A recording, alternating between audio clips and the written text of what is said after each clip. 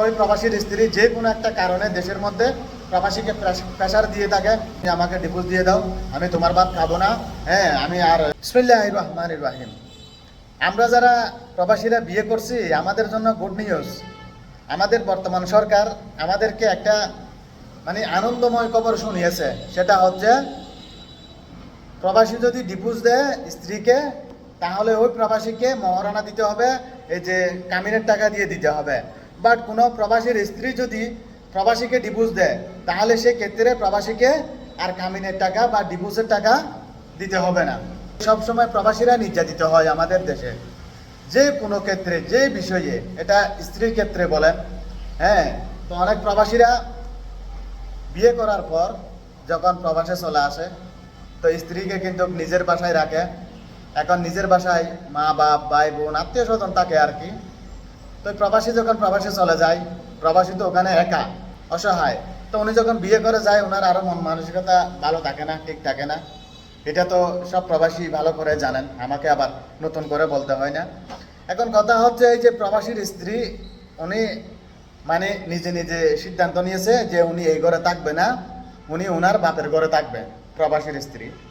তখন প্রতিনিয়ত এই যে স্বামীর ফ্যামিলি মেম্বার যারা আছে তাদেরকে খোসা দিয়ে কথাবার্তা বলে, হ্যাঁ তাদের সাথে একটা এই যে গ্যাঞ্জাম ভাব দেখায়, তাদের সাথে একটা সুসম্পর্ক দেখায় না। তখন তারও বুঝতে পারে না যে এই যে প্রবাসীর স্ত্রী এই ঘরে থাকতে চায় না, ওনার মন হচ্ছে ওনার বাপের বাড়ি গিয়ে থাকবে। তখন তারও একটু কথা কাটাকাটি হয়, এই কথাগুলো প্রবাসীর কানে চলে যায়। প্রবাসীর স্ত্রী রাতের বেলা একটা একটা করে সব কিছু বলে।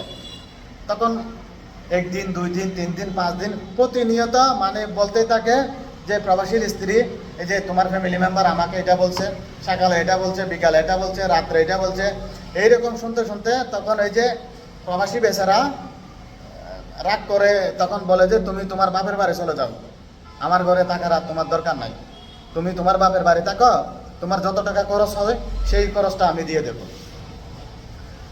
এটা শুনে তো প্রবাসীর স্ত্রী বাকবাকুম, প্রবাসীর স্ত্রী চলে যাবে।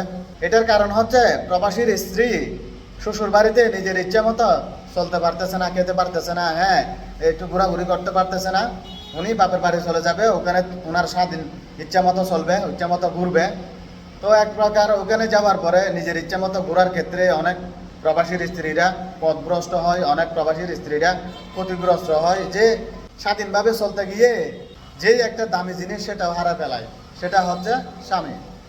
অনেক সময় প্রবাসীরা ঠিক টাইমে দেশে আসতে পারে না, তখন ওই প্রবাসীর স্ত্রী যে কোনো একটা কারণে দেশের মধ্যে প্রবাসীকে প্রেশার দিয়ে থাকে, বলে যে তুমি কখন আসবা, হ্যাঁ তুমি না আসলে তুমি আমাকে ডিভোর্স দিয়ে দাও, আমি তোমার ভাত খাবো না, হ্যাঁ আমি আর বিয়ে করবো না, আমি এমনি করে তাকে দেবো। মানে এইরকম উল্টাপাল্টা কথা প্রবাসীকে বলতেই থাকে। হাজার হাজার প্রবাসী কিন্তু এইরকম এই যে কষ্টের মধ্যে ভুক্তভোগী। এটা আমাদেরকে অনেক প্রবাসী শেয়ার করছে, আমাদেরকে অনেক প্রবাসী বলে।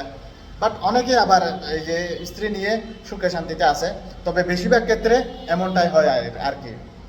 তখন ওই প্রবাসী উপায় না পেয়ে হয়তো প্রবাসীকে দেশে আসতে হবে, না হয় প্রবাসীকে বিদেশ থেকে ওই প্রবাসীর স্ত্রীকে ডিভোর্স দিতে হবে, এই দুটার থেকে কোনো একটা।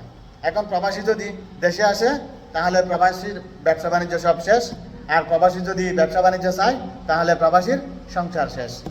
এইরকম করে করে অনেক প্রবাসীর সংসার কিন্তু তছনছ হয়ে গেছে। এখন হয়তো আলহামদুলিল্লাহ সামনে এটা হবে না, যেই একটা আইন করছে, আমরা প্রবাসীরা সবাই অনেক খুশি আলহামদুলিল্লাহ।